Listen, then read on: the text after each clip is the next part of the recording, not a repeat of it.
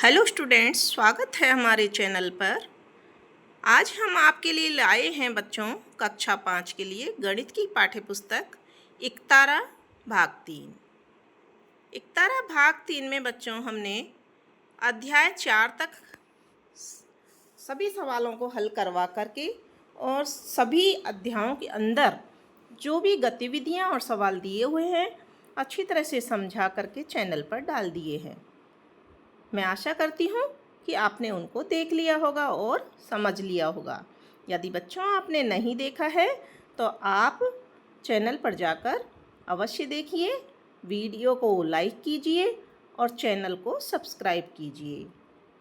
आज हम करने वाले हैं अध्याय 4 के बाद में दे रखा है हमने सीखा और समझा फर्स्ट। ये 4 अध्याय के बाद में और 5वें अध्याय से पहले ये हमको करना अनिवार्य है कि अब तक हमने क्या सीखा। तो सबसे पहला सवाल इसमें दे रखा है संख्या नाम लिखिए। संख्याओं को हमें शब्दों में लिखना है। तो देखिए बच्चों, यहाँ पर पहली संख्या है 3210। तो बच्चों इकाई, दहाई, सैकड़ा, हजार, हजार तक की संख्याओं को या 10,000 तक की संख्याओं को आप बोलना और पढ़ना सीख गए होंगे। तो इसको हम पढ़ेंगे 3210। तो 3210 को हिंदी में शब्दों में हम इस प्रकार से लिखेंगे। बच्चों लिखते समय हमें मात्राओं की जो अशुद्धियाँ हैं वो भी नहीं करनी चाहिए, इसलिए बोलने में अगर हम शुद्ध बोलेंगे तो लिखने में भी हम शुद्ध अवश्य लिखेंगे। दूसरी संख्या है 7045। तो 7045 को इस तरह से लिखेंगे। तीसरी संख्या है 1999। इसको 1999 लिख दिया। फिर चौथी संख्या है 8620। 8620 को लिख दिया। 9503। तो 9503 को लिख दिया। अब सवाल नंबर 2 है बच्चों, संख्याओं को विस्तारित रूप में लिखिए। यहाँ देखिए कुछ 10,000 तक की संख्याएं दे रखी हैं, इनको विस्तारित रूप में अपने को लिखना है। विस्तारित रूप का मतलब होता है संख्याओं के जो स्थानीय मान हैं उन स्थानीय मानों को लिख करके उनके बीच में प्लस का चिन्ह लगाते हैं। तो देखिए हमने यहाँ पर इनको लिखा है। पहली संख्या है 23,890। तो 23,000 में 2 10,000 के स्थान पर है, तो 20,000 प्लस 3,000 प्लस 800 प्लस 90 प्लस 0। यहाँ इकाई के स्थान पर 0 है तो खाली 0। दहाई के स्थान पे 90 है तो 9 दहाई हो गया। 8 सैकड़ा के स्थान पे तो 8 सैकड़ा, यानी 8 के आगे 2 0 आ जाएंगी। 8 सैकड़ा 800 हो गया। फिर 3,000 के स्थान पर है तो 3,000 लिख दिया, और 2 10,000 के स्थान पर है तो यहाँ पर हमने 20,000 लिख दिया। ठीक है, इसी तरह से हमने सभी संख्याओं को लिखा है। आप पुनः इनको एक बार समझ लें कि किस तरह से हम विस्तारित रूप लिखते हैं। 46,005 यहाँ दे रखा है, तो 40,000 प्लस 6,000 प्लस 0 प्लस 0 प्लस 5, यानी कि 5। 0 का स्थानीय मान कहीं भी दे रखी हो तो 0 ही होता है। तीसरा है 30,142। तो 30,000 प्लस 0 प्लस 100 प्लस 40 प्लस 2। 70,910। तो 70,000 प्लस 0 प्लस 900 प्लस 10 प्लस 0। ठीक है। 15,436। इसका हो जाएगा 10,000 प्लस 5,000 प्लस 400 प्लस 30 प्लस 6। 88,002 का 80,000 प्लस 8,000 प्लस 0 प्लस 0 प्लस 2। ठीक है। फिर अगला सवाल है सवाल नंबर 3, संख्याओं में 6 का स्थानीय मान बताइए। सभी संख्याओं में हमको 6 का स्थानीय मान बताना है। तो यहाँ देखिए पहली संख्या जो दे रखी थी 64,321। इसमें 6 इकाई, दहाई, सैकड़ा, हजार, 10,000। तो 6 का स्थानीय मान हो जाएगा 60,000, 60,000। हमने इनको इंग्लिश में शब्दों में भी लिख दिया है। 78,460। 78,460 में दहाई के स्थान पर 6 है तो यहाँ 60 इसका स्थानीय मान हो जाएगा, इसको लिखते हैं 60। फिर तीसरे में देखिए 96,084, तो यहाँ 6,000 के स्थान पर है तो इसका 6,000 स्थानीय मान हो जाएगा, जिसको बोलते हैं 6000। फिर 34,516, इसमें 6 इकाई के स्थान पर है तो इसका स्थानीय मान भी केवल 6 ही होगा, केवल 6 लिखेंगे। 60,124 में 10,000 के स्थान पर 6 दिया हुआ है तो 60,000 60,000 इसको लिखेंगे। 34,760, इसमें दहाई के स्थान पर 6 दिया हुआ है तो स्थानीय मान होगा 60। ठीक है। फिर सवाल नंबर 4 देखते हैं। संख्याओं को आरोही क्रम में लिखिए। आरोही यानी कि आगे बढ़ना, सबसे छोटी संख्या छांट के पहले, फिर उसके बाद में, फिर उसके बाद में, फिर उसके बाद में। ठीक है बच्चों, तो देखिए किस तरह से हमने इसको लिखा है। यहाँ देखिए जो पहला सवाल है,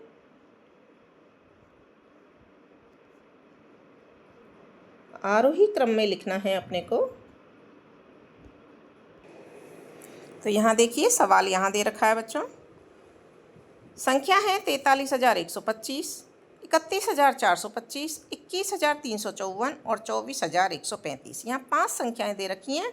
इनमें से सबसे छोटी संख्या है 21,354। तो यहाँ पर बीच में डैश लगा के हमने यहाँ उत्तर लिखा है, आप कंफ्यूज मत होना। 21,354, इससे बड़ी है 24,135, फिर इससे बड़ी है 31,425 और उससे भी बड़ी है 43,125। तो इस तरह से ये चारों संख्याएं हो गई हैं, 4 संख्याएं दे रखी हैं।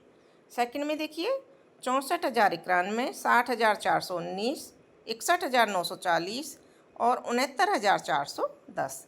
इनमें सबसे छोटी संख्या है 60,419, तो यहाँ लिख दी। सेकंड नंबर पे इससे बड़ी संख्या 61,940 और तीसरे नंबर पे इससे बड़ी संख्या 64,091 और सबसे बड़ी लास्ट में 69,410। थर्ड सवाल है, तीसरा सवाल है 72,110, 71,201, 71,021, 70,112। तो सबसे छोटी है इसमें 70,112, तो सबसे पहले लिख दिया। ठीक है, यहाँ हमने सामने ही इसको उत्तर को लिखा है, आप देख लीजिए। ये यहाँ से लेकर के यहाँ तक आंसर है। ठीक, तो 70,112, उसके बाद में 71,021, उसके बाद में 71,201 और सबसे लास्ट में आएगी 72,110। ठीक है। फिर देखिए चौथी संख्या है 89,234, 82,934, 89,324 और 82,394। यहाँ हमने आरोही क्रम में लिखा है इनको। 50,340 इनमें सबसे छोटी है तो उसको सबसे पहले लिखेंगे। उसके बाद में 50,430, 50,340, फिर 50,430 इस दूसरे नंबर पर आ जाएगी। फिर 53,004, फिर 53,400। ठीक है।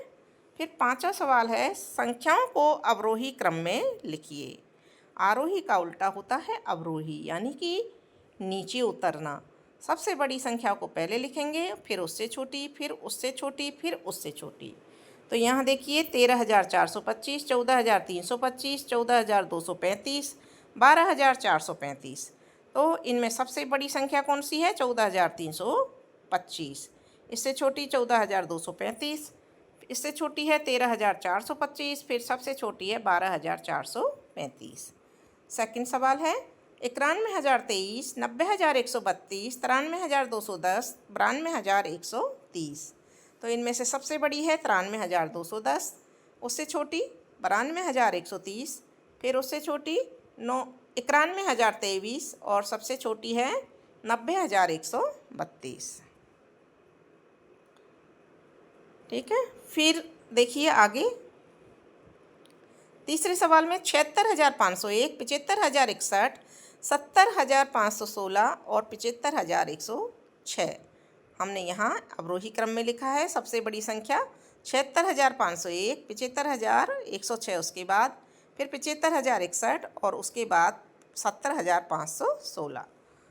फोर्थ में 8,409, 8,904, 8,049, 8,490।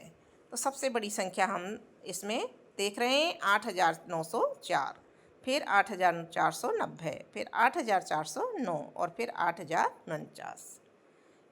पाँचवीं में देखिए 56,031, 56,301, 53,601 और 65,310। तो सबसे बड़ी है 65,000 वाली संख्या, तो 65,310, 56,301, 56,031 और 53,601 सबसे लास्ट में आई, क्योंकि इसमें 53 ही है। 10,000 के स्थान पे जो 1000 के स्थान पे संख्या है वो 53 है। ठीक है।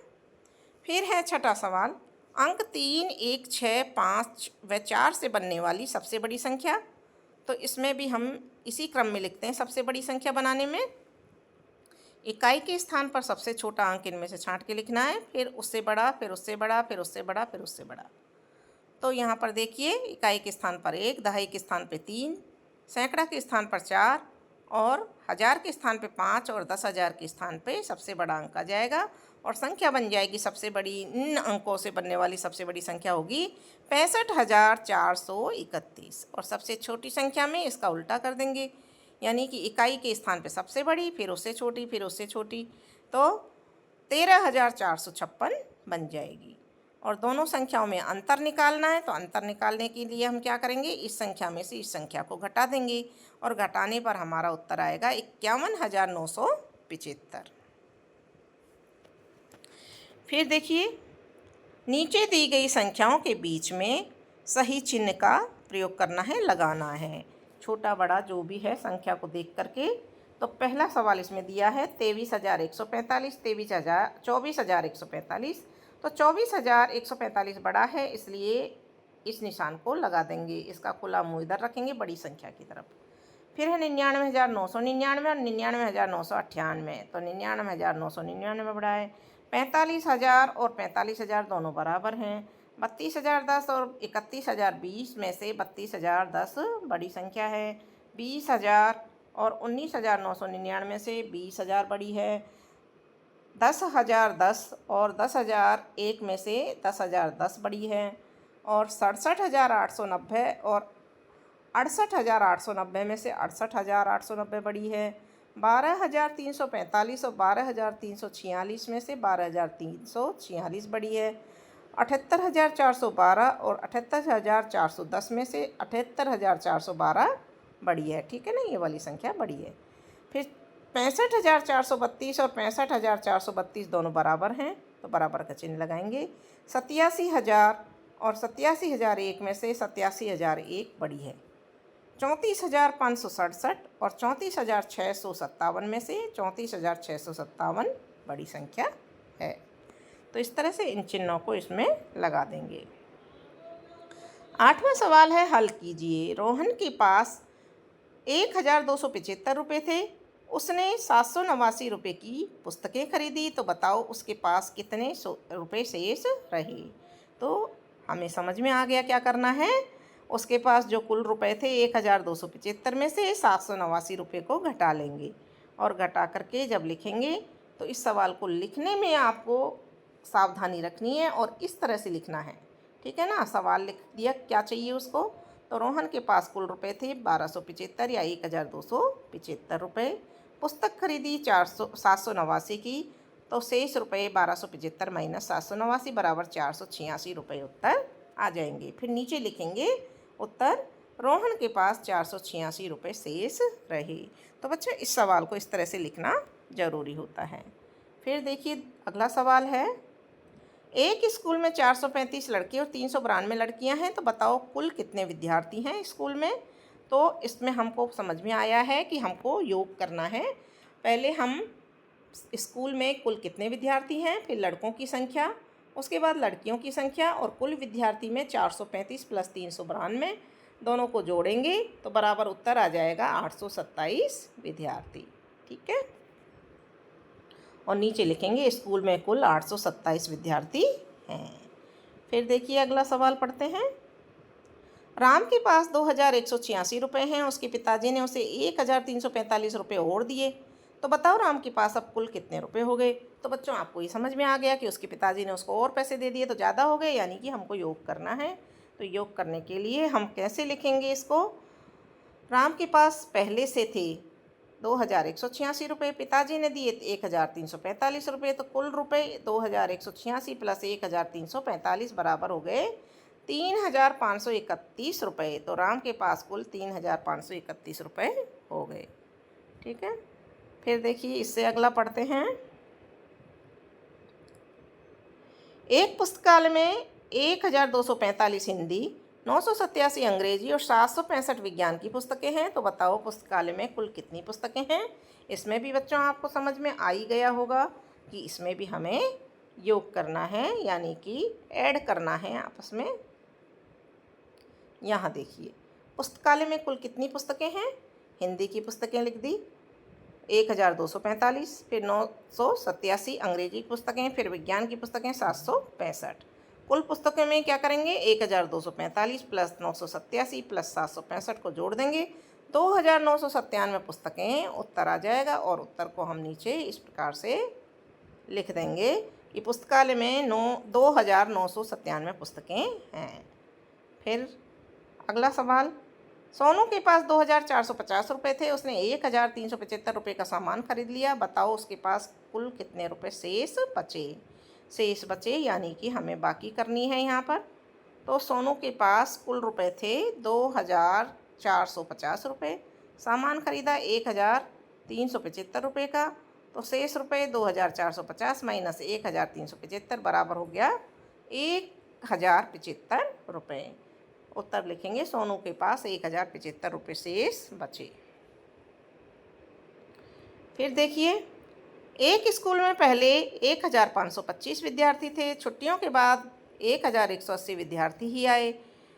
तो बताओ कितने विद्यार्थी अनुपस्थित रहे? अनुपस्थित कितने रहे? तो इसमें भी हम घटाएंगे। देखिए पहले 1525 विद्यार्थी थे, छुट्टियों के बाद 1180 विद्यार्थी आए।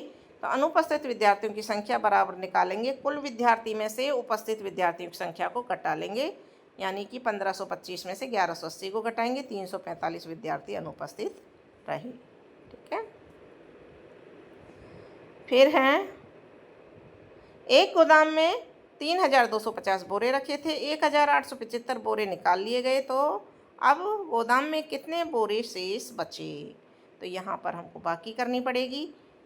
एक गोदाम में 3250 बोरे रखे थे, 1875 बोरे निकाल लिए, तो कुल बोरे में से निकाले गए बोरे की संख्या को घटा लेंगे, यानी कि 3250 माइनस 1875 बराबर 1375 बोरे शेष रहे।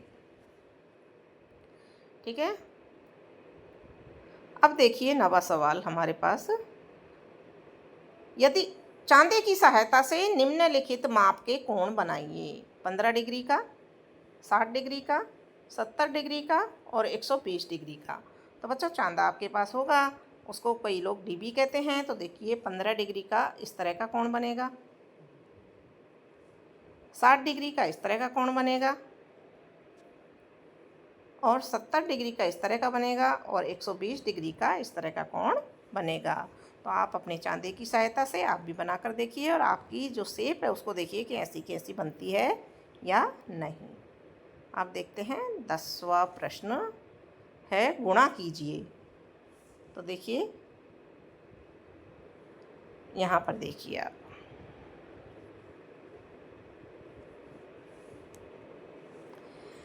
तीन 425 को गुणा करना है 318 से। तो गुणनफल आएगा, गुणनफल पूछा है, गुणा करके देखेंगे हम रफ में। तो गुणनफल हमारा आ जाएगा इकाई, दहाई, सैकड़ा, हज़ार, 10,000, लाख, 10 लाख, 10,89,450।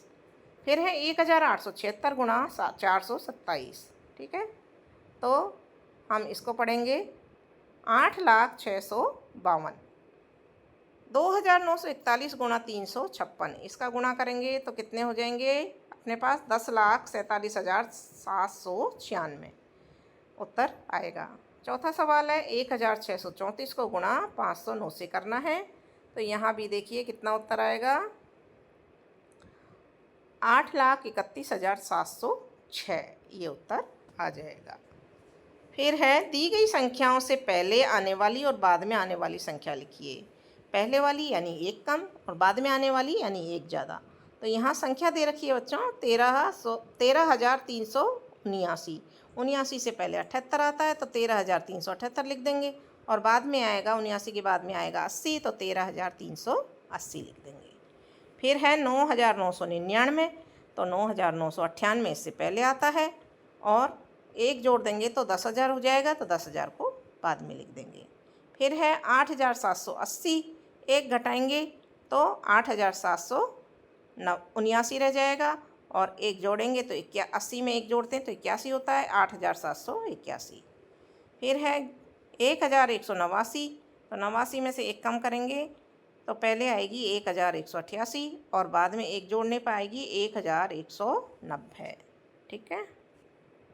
फिर देखिए एक बस प्रतिदिन 185 किलोमीटर की दूरी तय करती है, बताइए वह एक महीने जिसमें 30 दिन है में कुल कितनी दूरी तय करेगी। तो देखिए इस सवाल को हम कैसे हल करेंगे। उत्तर यहाँ से लिखेंगे हम 30 दिनों में तय की गई कुल दूरी प्रतिदिन तय की गई दूरी इंटू दिनों की संख्या यानी कि 185 गुणा 30 बराबर 5,550 किलोमीटर की दूरी तय करेगी। ठीक है। फिर देखिए आगे सवाल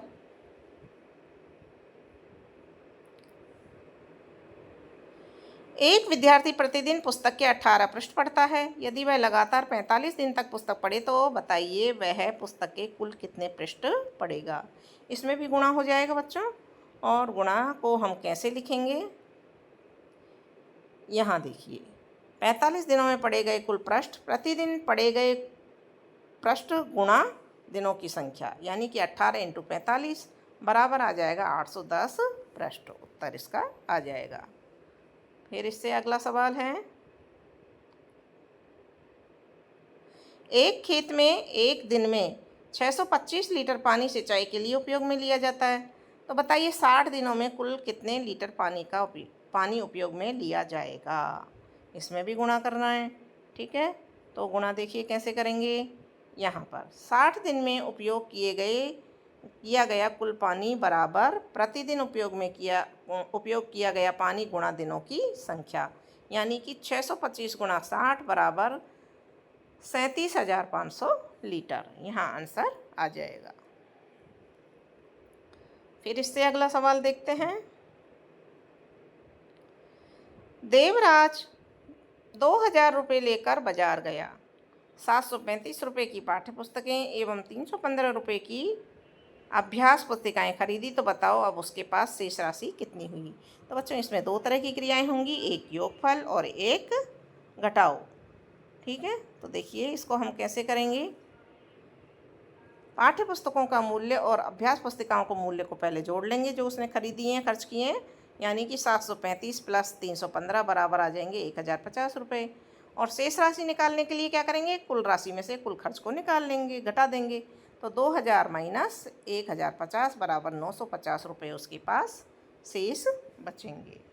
ठीक है बच्चों, तो समझ में आ गया। और इसी के साथ में बच्चों अपना ये जो हमने क्या सीखा, आपका पाठ था, अध्याय था, ये आकलन करने के लिए, आपका आकलन करने के लिए ये हमने कंप्लीट कर लिया है। इसके बाद में हम अध्याय 5 हमने सीखा और समझा, फर्स्ट भाग था ये। इसके बाद में हम अध्याय 5 को करेंगे और अध्याय 5 को करने के लिए बच्चों आपको हमारे चैनल को सब्सक्राइब करना पड़ेगा और दोस्तों के साथ शेयर भी करिएगा। वीडियो को लाइक ज़रूर कीजिए और कमेंट बॉक्स में लिखकर बताइए कि आपको अच्छा लगा या नहीं वीडियो, और आगे वीडियो हम उसी पर्पज़ से डालेंगे। धन्यवाद।